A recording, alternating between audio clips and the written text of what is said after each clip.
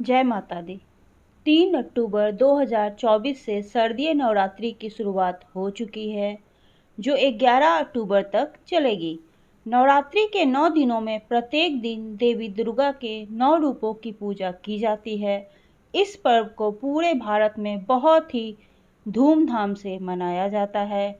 माता के आगमन की खुशी में भजन, कीर्तन, जागरण, गरबा और तमाम धार्मिक अनुष्ठान किए जाते हैं।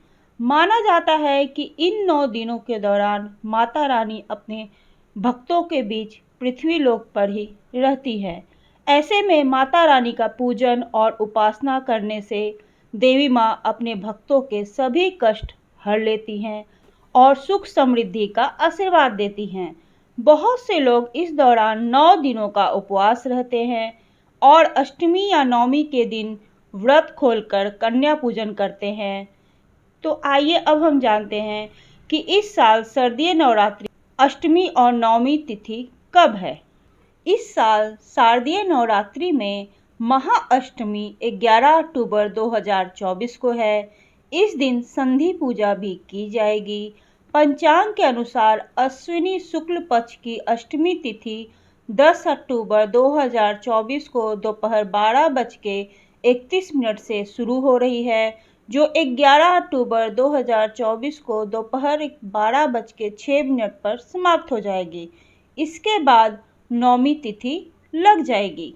इस बार शारदीय नवरात्रि में सप्तमी और अष्टमी तिथि एक ही दिन पड़ रही है, जो 10 अक्टूबर को है।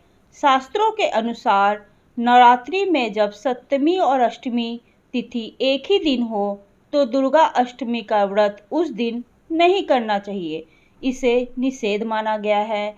इसलिए इस साल 11 अक्टूबर 2024 को ही अष्टमी और नवमी दोनों मनाई जाएगी।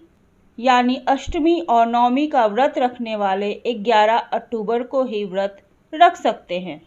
शारदीय नवरात्रि का सबसे खास दिन होता है दुर्गा अष्टमी। इस दिन माता के 8वें स्वरूप माँ महागौरी की पूजा और कन्या पूजन भी किया जाता है। नवरात्रि में हर देवी की पूजा के लिए एक खास दिन तय किया गया है। इससे हर देवी की पूजा का विशेष फल मिलता है। शारदीय नवरात्रि का 8वां दिन यानी दुर्गा अष्टमी माँ महागौरी को समर्पित है। अत्यंत गौर रूप होने के कारण माता के इस स्वरूप का नाम महागौरी पड़ा है। कन्याओं को माता का स्वरूप माना गया है। नवरात्रि में अष्टमी पर कन्या पूजन के बिना 9 दिन देवी की उपासना का फल प्राप्त नहीं होता। कन्या पूजन के लिए 2 से 10 साल तक की कन्याओं को घर बुलाकर उनका पूजन और भोजन करते हैं और दान दक्षिणा देते हैं। इससे माता जल्दी प्रसन्न होती हैं। कन्या पूजन हमेशा हवन करने के बाद ही करना चाहिए, तभी इसका पूर्ण फल प्राप्त होता है। इस साल शारदीय नवरात्रि व्रत का पारण आप कन्या पूजन के बाद कर सकते हैं। हालांकि नवरात्रि व्रत के पारण के लिए सबसे उपयुक्त समय तब माना जाता है जब नवमी तिथि खत्म हो रही हो और 10वीं तिथि की शुरुआत हो रही हो।